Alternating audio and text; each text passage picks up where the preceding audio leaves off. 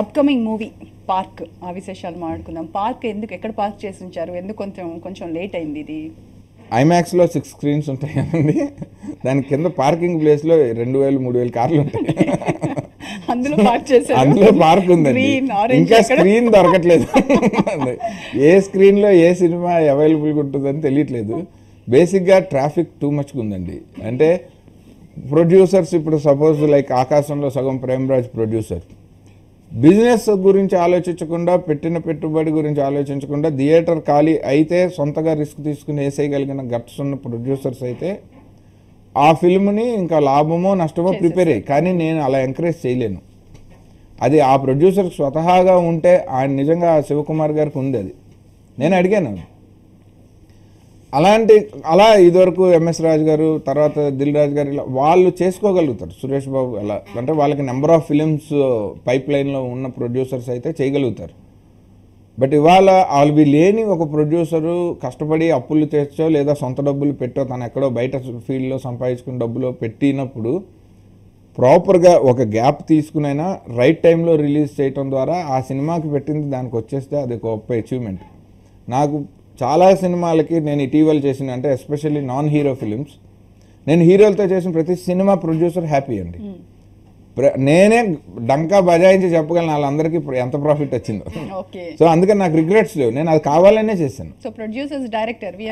అలా అంటే కానీ ప్రొడ్యూసర్గా ఫెయిల్యూర్, అది కూడా ప్రొడ్యూసర్స్ డైరెక్టర్, బట్ ప్రొడ్యూసర్గా ఫెయిల్యూర్ అన్నది ఇక్కడ కాన్ఫ్లిక్ట్. సో అయితే నేను నాన్ హీరో ఫిలిమ్స్ చేసినప్పుడు నేను ప్రొడ్యూసర్స్ని చాలా వరకు రిస్ట్రిక్ట్ చేస్తాను. అంటే ఆవేశాలకు వెళ్ళిపోయి థియేటర్లు ఇవ్వకపోయినా పర్లేదు, డేట్ వేసేద్దాం, ఇలాంటి పనులు అసలు వద్దు. ఎందుకంటే మనం ఇండస్ట్రీలో ఉండటానికి వచ్చాం, కానీ ఏదో ఒక సినిమాకి తట్టాపుట్టా చదువుకుని వెళ్ళిపోవటం మన ఉద్దేశం కాదు. ఇండస్ట్రీకి అలా రాలేదు కదా. అలా అయితే మనసంతా నువ్వే తర్వాత నేను వెళ్ళిపోయి సోషల్ చెప్పుకున్నా నన్ను అడిగేవాడు లేడండి. నువ్వు ఉండాలి అనే డిమాండ్ నా మీద ఏముంటుంది? పరిశ్రమకి ఏమన్నా నేను చుట్టమా, పక్కమా, లేదంటే ఆత్మ బంధువా? ఏమీ లేదు కదా. ఎక్కడి నుంచో వచ్చాను, ఓ సినిమా తీశాను, నచ్చిందిరా అబ్బాయి, ఇంకో సినిమా తీయన్నారు, అంతవరకే. ఆ నచ్చకపోతే కూడా అంతవరకే, నచ్చలేదు ఇంకో సినిమా ఉండదు. కానీ నేను అలా లేను కదా. నా దానికంటే మించి నా అనుబంధం ఇండస్ట్రీతో అలా కంటిన్యూ అవుతున్నప్పుడు నేను తప్పుగా చెప్పకూడదు. ఎస్పెషల్లీ కొంచెం ఎక్స్పీరియన్స్ వచ్చిన తర్వాత అలాంటి తప్పులు చేయకూడదు. మీ డబ్బులు పోయినా పర్లేదంటేనే ఒకళ్ళని అనలేను నేను. గుండె సడి పెంచినట్టుంది గాలి, నన్ను తాకినట్టుంది దూరం, దరి చేరినట్టుంది మాయి, పెనవేసినట్టుంది నాలో. గోదారి పొంగింది ఏమో, కెరటాలు చెలరేగనేమో, మది ఓలలాడింది తళతళ మెరుపులను రగలాలకు వడి వడి పరుగులతో మనసా. అయితే దీనిలో actor Santosh, Samrat and Sarayu, వీళ్ళిద్దరు యాక్టింగ్ గురించి అండ్ కొత్త వాళ్ళని ఎంకరేజ్ చేస్తూ ఉన్నారు ఈ మధ్యలో బాగా, దాని గురించి. నేను టోటల్గా కెమెరా కొత్త వాళ్ళతో ఇప్పటిదాకా వర్క్ చేయలేదండి. ఈ వీళ్ళిద్దరూ కూడా ఉషాకిరణ్ మూవీస్లో 2 వేరు సినిమాలు చేశారు. సంతోష్ ఏమో నిన్ను కలిసాక అనే సినిమా చేశాడు, సరయు నుబిలాలో హీరోయిన్ హరీష్ పక్కన.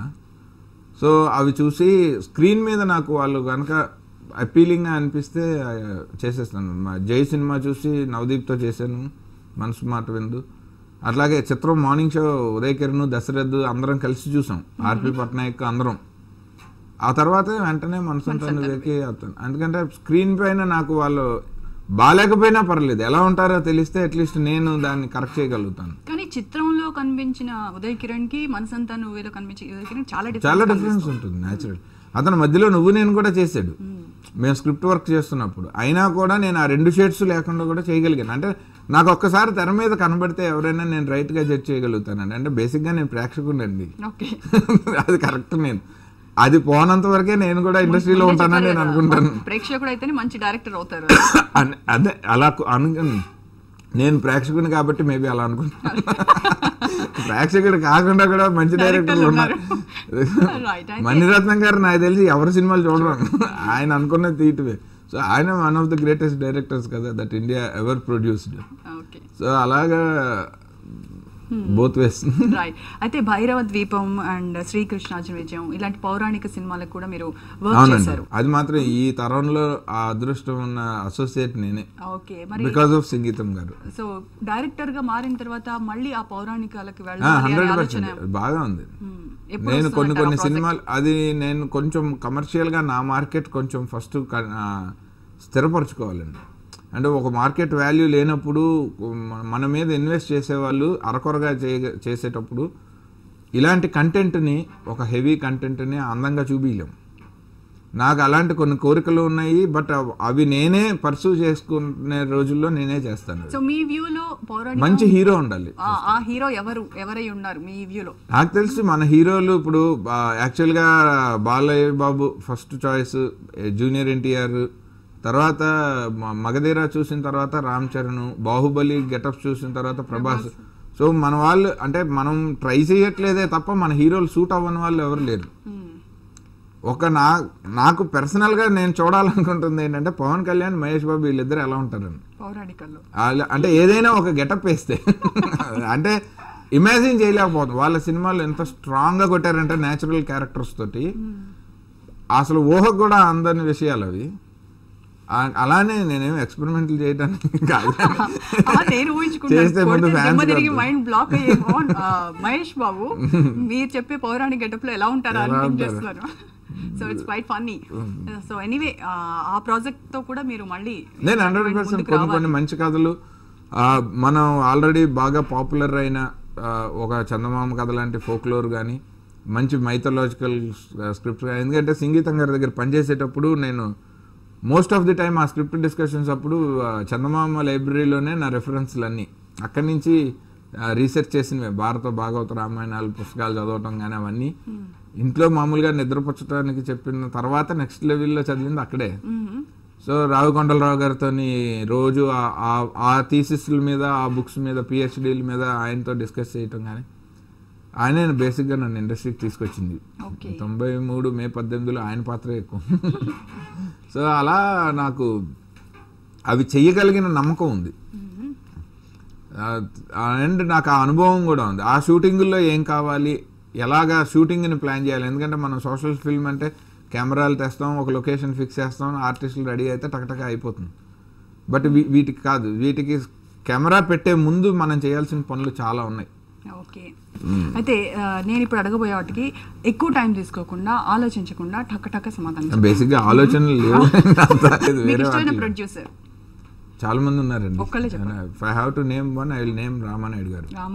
అండ్ డైరెక్టర్ నేనే. 7వ క్లాస్ నుంచి నాకు నేను డైరెక్టర్. ఆడియన్స్కి 2001 కానీ. హీరో చాలా పెద్ద లిస్ట్ అండి. బట్ ఫస్ట్ అఫీషియల్గా నేను అభిమానిగా అనౌన్స్ చేసింది చిరంజీవి గారు. హీరో అంటే ఊహ తెలిసిన తర్వాత ఖైదీ సినిమా నుంచి ఒక ఫ్యాన్ ఫాలోయింగ్ అంటే ఏంటని అర్థమైన సినిమా అదే నాకు. హీరోయిన్స్ అబ్బో బోల్ మంది అండి. అది if I have to name one, I will name Sridevi.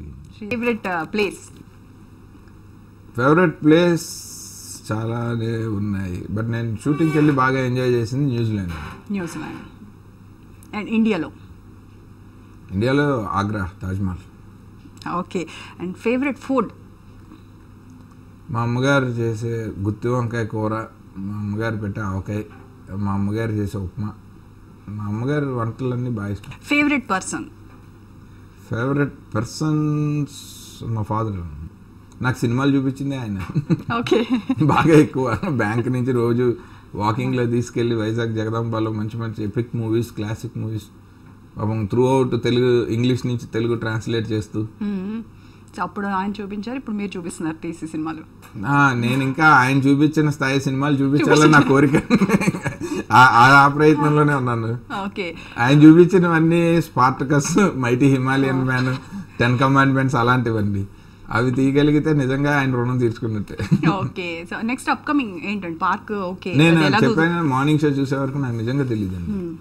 ఏదైనా ప్రాజెక్ట్ నన్ను అప్రోచ్ అయితే తప్ప నేను ఒక సినిమా చేస్తుండగా ఇంకొక సినిమా నేను ఆలోచించింది కూడా లేదు. ఫ్రాంక్ అది పొగరు కాదు, కానీ నాకు తెలియదు, అది మైండ్లో రాదు. తర్వాత ఆలోచిస్తాను. మార్నింగ్ షో చూసాక జనం తిట్టినా పొగిడినా ఏం ఎలిమెంట్లు మనం నెక్స్ట్ రిపీట్ చేయొచ్చు, చేయకూడదు, అసలు మన నుంచి ఏం లైక్ చేస్తున్నారని తెలియకుండా నేను ఫస్ట్ క్లాస్ ఎగ్జామ్ రాయకుండా సెకండ్ క్లాస్ రాయలేను. నాకు సినిమా అనేది every film is an exam for me. Okay, దాని రిజల్ట్ని బట్టే నేను మళ్ళీ అదే క్లాస్లో ఉండాలంటే మళ్ళీ లవ్ స్టోరీ తీయాలా లేదంటే కొత్త ట్రై చేయాలని కూడా నాకు అప్పుడే తెలుస్తుంది. Okay, right. అయితే ఫైనల్గా ఈ సినిమా అనేది ఒక రంగుల ప్రపంచం. ఈ ప్రపంచానికి ఏదో మనం అవ్వాలి అని ఎంతో ఆశతో వచ్చేటువంటి కొత్త డైరెక్టర్స్కి మీరు ఇచ్చేటువంటి సలహా? ఏం లేదండి, అంత సలహాలు ఇచ్చేంత పెద్దవాడిని కాదు. మీ అనుభవాలు చాలా మంది నాకైతే నాకు తెలిసి నన్నైనా సరే ఈ రోజుకి కూడా ఆదిత్య మనం ఒక సినిమా చేయొచ్చు అని అనిపించుకోవడానికి కారణం more than my talent and my track record attitude అని నేను అనుకుంటానండి. సో యాటిట్యూడ్ అండ్ బిహేవియర్ కనుక బాగుంటే ఫ్లాప్ అయినా భరించడానికి డబ్బు పెట్టేవాడికి కొంచెం మనశ్శాంతి అయినా ఉంటుంది. వీడు చాలా ఎడమెంట్ రిలక్టెంట్ అన్నప్పుడు ఫ్లాప్ అయితే మన జోలికి ఎవరు రారు. ఎదురు అంటే డబ్బులు ఇచ్చి తలకాయ నొప్పి తెచ్చుకోవడానికి ఎవరు రెడీ ఈ రోజుల్లో అసలు లేరు. Stakes are so high. అలా అని అంటే తగ్గిపోవటం అని కాదు, సెల్ఫ్ రెస్పెక్ట్ ఉంటూనే మనం ఒద్దికగా వినయంగా ఉండటం అన్నది నేను చాలా మంది పెద్దవాళ్ళు అంటే కీరవాణి గారు సూపర్ హిట్లో ఉన్నప్పుడు చూశాను ఆయనకి అంత సక్సెస్ఫుల్గా లేనప్పుడు చూశాను. ఎస్పి బాలసుబ్రహ్మణ్యం గారిని అలా 2 ఫేజెస్లోనూ చూశాను. రాఘవేంద్రరావు గారిని అలా చూశాను. దాసరి నారాయణరావు గారిని చూశాను. సో వాళ్ళందరూ ఎందుకు అలా ఇన్నేసేళ్ళు అంత సక్సెస్ఫుల్గా ఇంకా కెరీర్లు పర్సూ చేయగలుగుతున్నారంటే వాళ్ళు హిట్లో ఉన్నప్పుడు ఎలా ఉన్నారన్న దానికంటే వాళ్ళు డౌన్లో ఉన్నప్పుడు ఎలా ఉన్నారు అన్నదే వాళ్ళని మళ్ళీ హిట్ ఇస్తుందని అర్థమైందండి. So I believe in attitude than talent అండి. Talent comes secondary. సక్సెస్ అయినప్పుడు ఇందాక మీరు అన్నట్టుగా కాల్ రెత్తుకొని తిరగడము అది పర్వాలేదు, యాక్సెప్టబుల్. సక్సెస్ అయినప్పుడు దాన్ని ఎంజాయ్ చేయటము, ఎగిరి గంతులేయటం, అది నాదే అంటాం అసలు తప్పులేదు. ఫెయిల్ అయినప్పుడు ఎలా ఉన్నాం అన్నది మన క్యారెక్టర్. ఇది నాది కాదు, ఆ హీరోది లేదా ఇది ఆ ప్రొడ్యూసర్ది, అది తప్పు. ఇది కూడా నాదే ఒప్పుకోగలిగితే ఓకే, ఇంకొకళ్ళు వస్తారు. సో సినిమా అన్నది ఒకటి మన చేతిలో ఉంటేనే, అంటే నాలా ఒక ప్రొడ్యూసర్ కొడుకునో లేదంటే ఒక డైరెక్టర్ కొడుకునో లేదా ఒక హీరోకి సంబంధించిన బంధువునో కానప్పుడు, అంటే within the industry already పాతుకుపోయిన సంస్థల్లో నుంచి పుట్టిన వాడిని కానప్పుడు నాలా బయట నుంచి వచ్చే వాళ్ళకి ఇక్కడ కొంచెం ఎక్కువ రోజులు ఉండాలంటే మాత్రం వాళ్ళ బిహేవియరే దట్ కౌంట్స్ అని, అదే ఇంపార్టెంట్. సో అంటే మోస్ట్లీ సెప్టెంబర్లో ఈ పార్క్ మూవీ రిలీజ్ అవుతుంది అంటున్నారు. డెఫినెట్గా అది హిట్ అవ్వాలని మేము ఆగస్ట్ 2 నుంచి ఎనీ టైం ప్లాన్ చేస్తున్నామండి. ఇదే ఇందాక చెప్పినట్టు ఏ స్క్రీన్ ఖాళీ పార్కింగ్ లో ఉంది, రెడీగా ఉంది. వర్క్ అంతా అయిపోయి చాలా నైస్ గా రెడీ అయ్యి ఉందండి. So I'm also waiting. ఇప్పుడు ఇంకా డైరెక్టర్ గా కంటే నేను మోర్ ఒక ప్రేక్షకుడిగా నేను వెయిట్ చేస్తున్నాను. ఓకే, V2 అండి. అండ్ అది హిట్ అవ్వాలని మేము ఆశిస్తూ, అండ్ మీ స్కూల్ నుంచి పౌరాణిక సినిమాలు కూడా త్వరలోనే రావాలని ఆకాంక్షిస్తున్నాము. And thank you so much. All the best. Thank you so much. Thank you. So ఇది విఎన్ ఆదిత్య గారితో ఇవాళ ఆదివారం అంతిది. మరో ఆదివారం మరో అతిథితో మళ్ళీ కలుద్దాం. Stay tune.